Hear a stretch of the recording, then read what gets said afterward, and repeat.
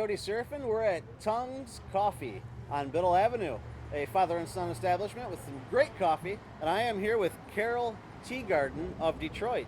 She is a journalist and author of the book Strawberry, How an Exotic Dancer Toppled Detroit's Hip-Hop Mayor. Hello, Carol. How are you? Great. How are you? Very good. Thank you for joining us. Thank you for having me. Carol, where are you from originally? Well, I'm from Redford area of Detroit and Redford Theater.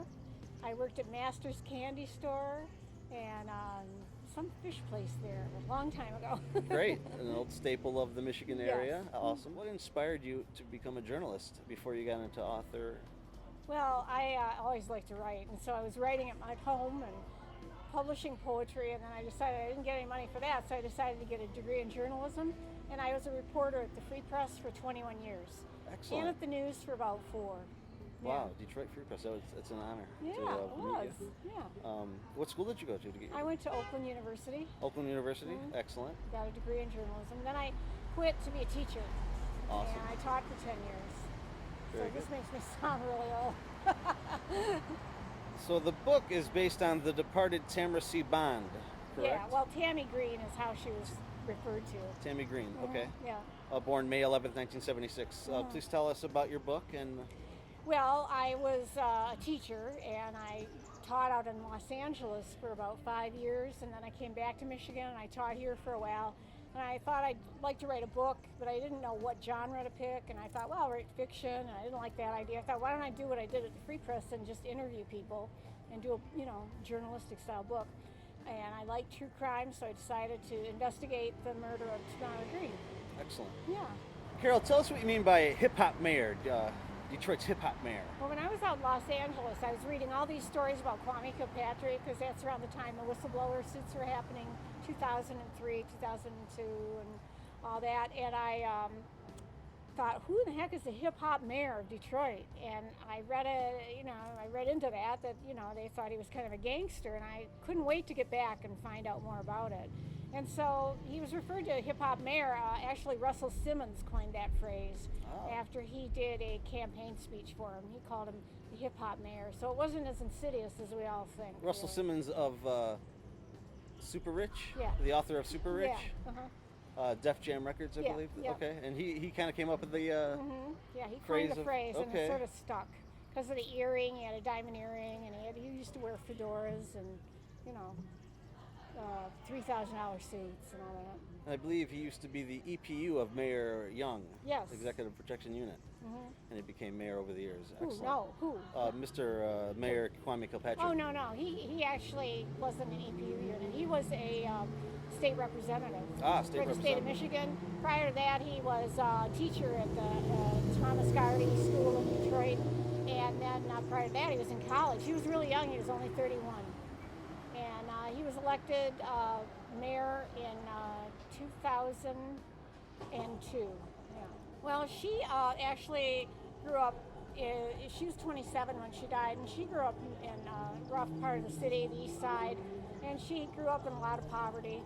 And she actually pulled herself out of it by her bootstraps. She did well in school. She went to college. She became a nurse tech.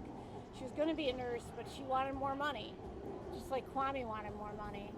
And that was a fatal flaw for both of them. And so she decided to dance because you could make back then, 13 years ago, you could make $3,000 in a night in one of the clubs. You can't make that kind of money now.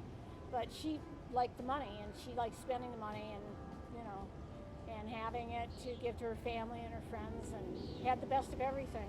Drove BMWs, So she came out of that situation. Tell us about your time with Detroit Free Press. Oh, I had a great time at the Detroit Free Press. I was hired in when Margie Kuntz was still the fashion writer, and that was like eons ago, but she's a great fashion writer. And then I worked for Tabby Stone for a while.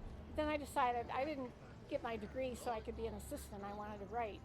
And so I went off into these corner offices, and I would write stories and then give them to the people, and they would publish the stories in the community sections.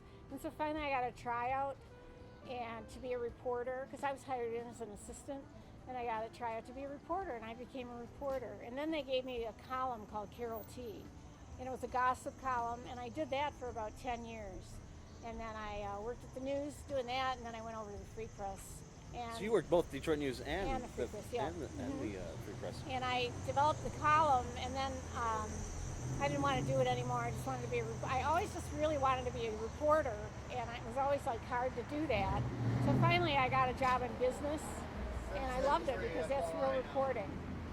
I was inspired by Bernstein and Woodward. Bernstein and Woodward. Yeah, I wanted to be an investigative reporter. They never would let me do that.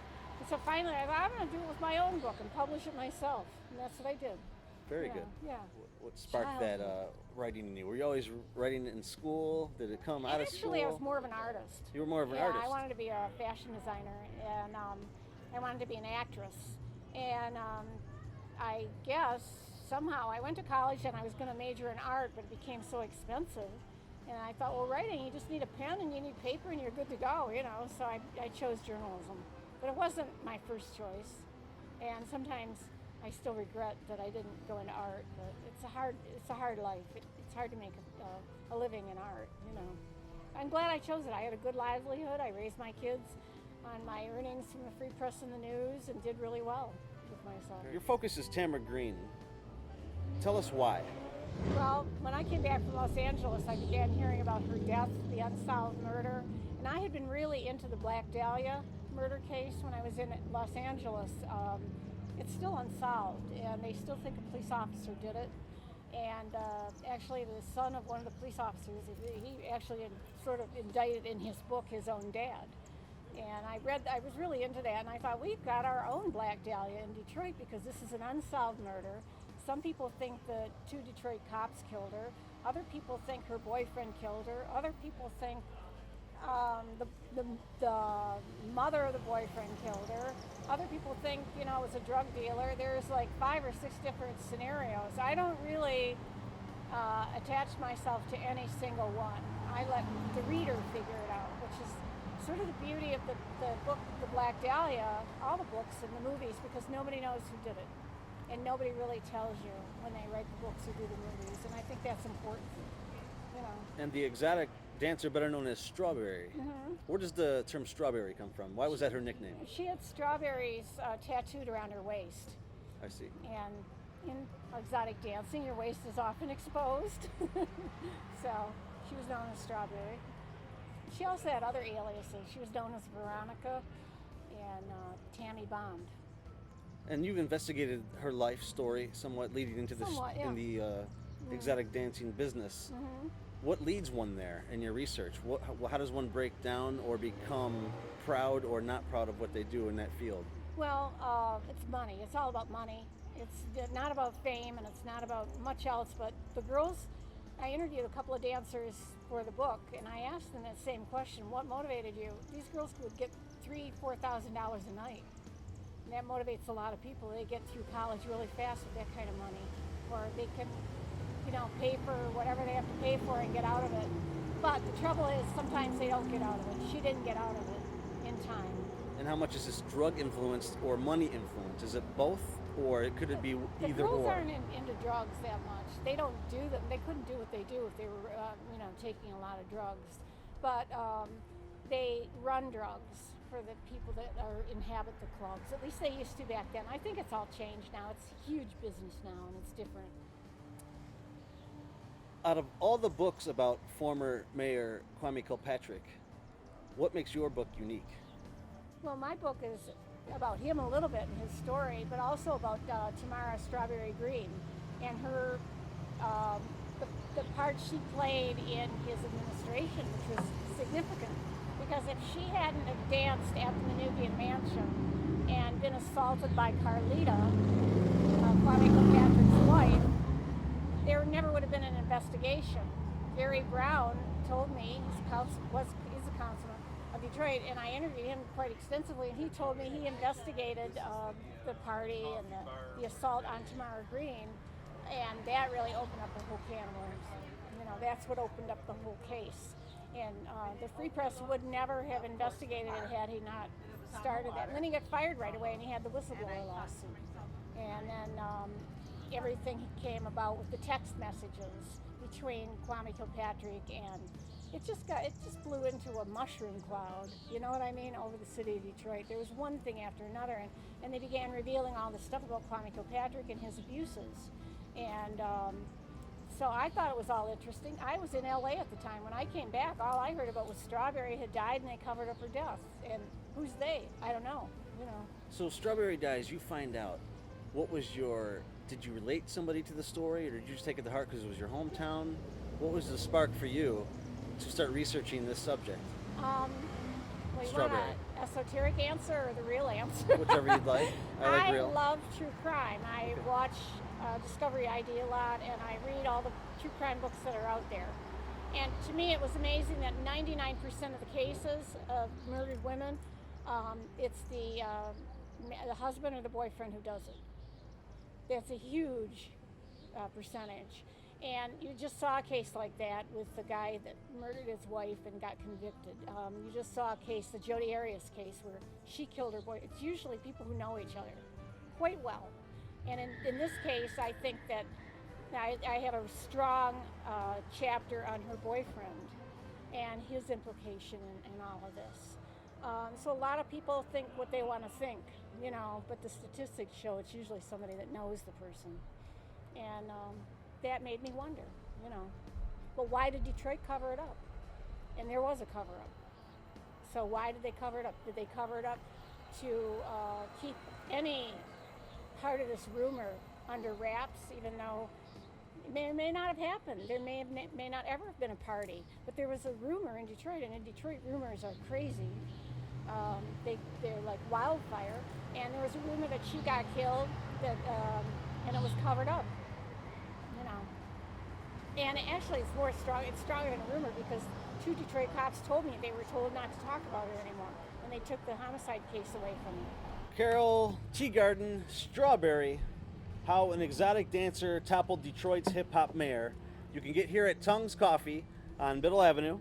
In Wyandotte. In Wyandotte, right here in the heart of Wyandotte downtown. Where else could you get this book, Carol? Well, you can get the book at Tongue's Coffee in Wyandotte. It's on Biddle Street and Elm, and they're going to keep a couple of copies here to sell for me. It's at Barnes & Noble in Troy, Michigan. It's on Amazon.com, so you can just go to Amazon and look for Strawberry. And I'm going to be at the Java Cafe next door to the Redford Theater, where I grew up. And I'm going to be selling the book on July 27th at 7 o'clock. I'm going to do a book talk and signing, as I did here, and I'll have several books to sell. It's also at the Skillman branch of the Detroit Public Library. It's at several libraries. If you go there and ask for it, they'll get you one. And I'm going to do an ebook in a couple months, and I'm going to get word out on that.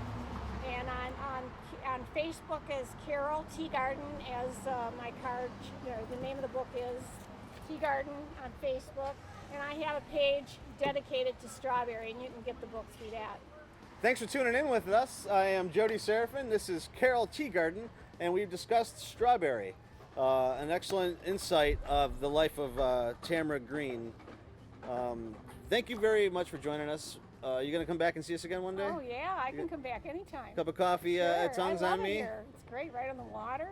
It's awesome. Very good, and thank you so much. Your heart seems to be in your research as a journalist, but thank you so much from the heart. It's a serious topic, and it's not to be forgotten. Right. And keep doing what you're doing. None of the girls that are murdered or turn up missing in Detroit should be forgotten. There are many of them, you know. Thank you very much. We'll see you. I'm Jody Serafin.